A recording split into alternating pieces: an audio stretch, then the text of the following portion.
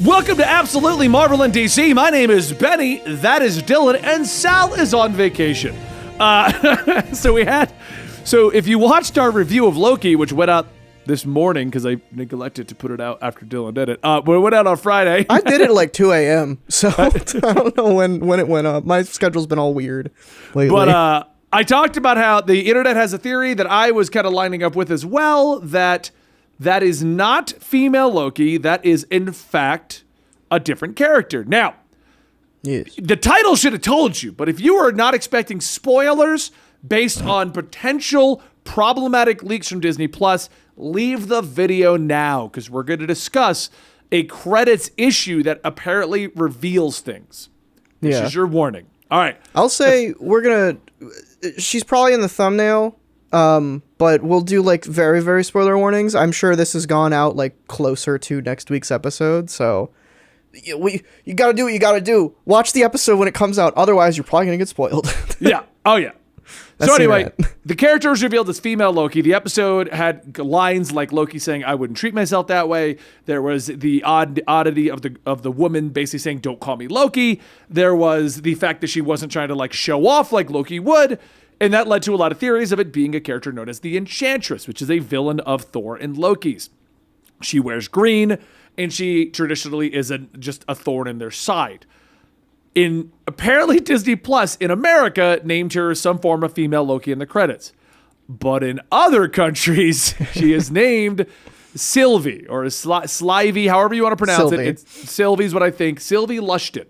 She is known as the Second Enchantress, a blonde-haired woman given her powers by Loki, who believed that she was actually the reborn version of an Asgardian villain, Asgardian god, basically, and battles against, as Dylan brought up, the Young Avengers. Right, which makes sense because I think I guess that was a plot line that they were doing at the time, because I think this was shortly after like the third or fourth Ragnarok or something in the comics, when Loki came back as a French kid called Sarure, and Thor found him and was like, "Hey, you're Loki," and then Kid Loki was a thing for a while. Yeah. So it was a whole thing because like Loki died after Siege. He was blown up by a bunch of people, and then he came back. And this was also after, like, it's interesting because they're kind of combining a lot of plot lines here. Yeah. Because female Loki comes from when, after one of the Ragnaroks, all of these Guardians died and they needed to find new bodies on Midgard. And they all pretty much did, except Loki hijacked what was supposed to be Sif's body. And then he became basically Loki in Sif's body, which then went on to be known as Lady Loki. But that's kind of what everyone was thinking was going to happen, but now it's the Second Enchantress, which nobody knows about. She like barely exists. Like, even looking at her, like, I didn't know Enchantress had there was two Enchantresses. Neither did I. I thought it was just going to be Amora, the first one, and that was going to be that. Looking up Sylvie, she's got like, there's 3 arcs she's a part of. 3 stories in its entirety since her inception in 2009. Yeah, first which, appearance, 2009. Like, that makes complete sense. Like, the TVA, another thing that just like appeared once in a comic book and is now just like in this big show. Agatha Harkness in WandaVision, another pretty minor character that they grabbed because no one would expect it. Yeah. I think this is going to be another similar. I can't wait for next week on Twitter when the next episode comes out and she's like, "Oh, I'm the Enchantress," for everyone to be like, "I knew it! I knew she was Sylvie Lushton," even though like they have no idea who that character is. No. We don't know who that character is, then the general populace doesn't. Like that's our job, to know comics. And I didn't know that there was a second a character that popped up at the Young Avengers for like 3 arcs and vanished. Like, right. When did she last show up? Amora killed her. Amora murdered her for being the other Enchantress. Like, that sounds like something she'd do. Yeah. So like she just they basically wiped her out. Like, and I guess it ended with Amora being like, "No, she didn't survive. There's no chance that this woman will ever come back." Yeah, and she never did.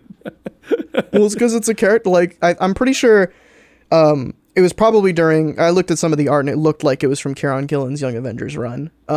Which I don't think they've like done anything for Marvel in a while.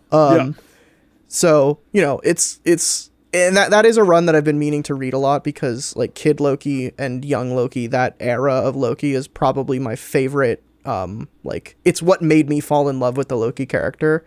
And is something that for a long time the comics ignored and still are kind of ignoring, which they've touched on it here and there, but I don't know, it's never anything we're going to get in the MCU, I doubt, because it's such like a weird continuity thing. But the core of it is just like a redemption arc for Loki in some ways, which is sort of what we're getting in this show. So, you know, I don't need to have Loki be a child to see like him do like cool, like fun Loki heroic things. I do want to note it that she completely ties into Loki and them even tracing Loki, because it's revealed that her powers and even her existence are the creation of Loki. Who stated he liked the idea of creating a mortal that suspected she was one of the Asgardians. So like that, I like that, because that's like the opposite of what he was before Thor told him he was Loki when he was Kid Loki. Because Sarure was like, "What are you talking about? I'm a French boy. I'm not Loki." And it took him a long time to like come to terms that he was actually Loki, and that until like he realized that he wasn't Loki. He was just a copy of Loki, and he had to kill the actual Loki by eating him. It was a whole thing. The Kid Loki comic book is, it's a mess. The current, I will say, I'm pretty sure the current Loki in comics right now is still not actually Loki. It's this weird amalgamation of the Kid Loki that happened after Loki died, and that echo of Loki that existed in like a crow called Ecol, which is just Loki spelled backwards. But yeah, it's interesting. There are so many fun things you can do with the Loki character, and I'm glad that they're diving into some of them in this show. Like I talked about in the first discussion we had on the first episode, that like if there were to be a character that was going to meet like cosmic beings of the Marvel multiverse, it would be Loki. And they're already hinting that that's how this show is going to end, is him getting a council with the Timekeepers. Which is so cool. And I hope that happens. So I'm looking more. While you've been talking, I've been looking up more stuff on this. The panel I found, it's female Loki that makes this Enchantress, and the statement of, "I like to create the idea of creating a mortal who suspects she's one of my kind. She's infinitely susceptible to dashed hopes, hence mischief." Like that is such a Loki thing. Love that. So, I mean, it's a cool idea. I'm enjoying this. Are you excited that this is not going to just be Lady Loki? Yes, because like the whole episode, I was kind of frustrated the whole time, like just being like, just show her. I want to know what she looks like. Because like I don't, there might have been like leaks or rumors about the actor who's playing her, but I don't look at any of that stuff. Same here. I was avoiding all of that. Like the first time that I started to suspect that it was Lady Loki was actually when they started to show her in the cloak. It was like the build, the stance, like it was all very feminine. And then when she took over the guys, I'm like, all of those guys are moving in a very feminine manner. And you could easily state Loki has very feminine mannerisms, but Hiddleston's not doing those. So unless we're going to say that this is a feminine Loki, that it's female Loki. There's, Right. So and that, like I figured it was when she showed up in a cloak and they wouldn't show who she was. Like they didn't just show it was Tom Hiddleston in the first episode. I was like, oh, it's probably a woman or it's someone else. It's not actually Loki. And like I was just like chomping at the bit to know who she was. Like for like when Ahsoka showed up in The Mandalorian, I had no idea that that Ahsoka was showing up at all, and B, that Rosario Dawson was playing her. But both things, if you like followed leaks and stuff, you would have known months beforehand. But I didn't know that. See, I try not to follow leaks, even as a part of this job, unless somebody literally throws it at me. Then all right, fine, I'll look into it. Sure. But yeah, I somehow avoided that one. But like that's and I thought maybe that was something that was happening again where I was avoiding it. But I think they just kept it quiet. But the second she took her hood off and she was blonde, I was like, huh. Because I was waiting for it. I was like, oh, it's going to be Jamie Alexander who played Sif, and that's going to be really cool. Or it's just going to be like some really cool looking, like, looks like Tom Hiddleston, but not lady. But then she took her hood off, and I was like, that doesn't look like Loki. And then I was like, oh, it's not Loki. And now that it's confirmed that it actually isn't Loki, I'm very glad about that, because we were led there was something off. We were led to believe it was Loki. But like seeing that, I was like, there was a lot of, I think, intentional buildup to having her take that hood off. And once she did, for that buildup to be like, wait, what? Like, I think that was definitely like the intent of like, oh, something's off here. Like, we're not getting this isn't actually the reveal. The reveal is going to come next week or whenever. I think that was really well handled. I think if this was actually Loki, I would have been a little frustrated about it, just because that actor would have had to do a lot to convince me that they are Loki. No, I agree with you on that one. Sure. Because the first thing I was watching for when she was body jumping was Tom Hiddleston's mannerisms. Are they going to get someone that can feel like Tom Hiddleston? Or is it just going to be Tom Hiddleston?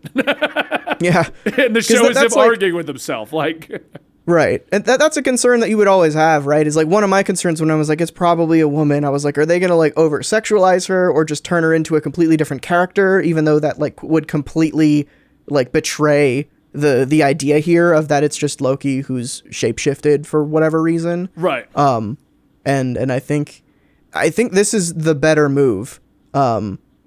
To have someone who's just masquerading as Loki for whatever reason, and we're going to find out why. All right.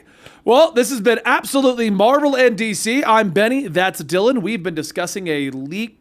Is it actually even a leak if it's just in the credit sequences of a different country? I think it's just a little oopsie. We've been discussing the Oopsie by Disney Plus. Thank you, and don't forget to check out the rest of the channel to see more discussions on Loki and all of your favorite comic book and movies and whatever. Thanks, guys. We'll see you later. Bye. Outro fail.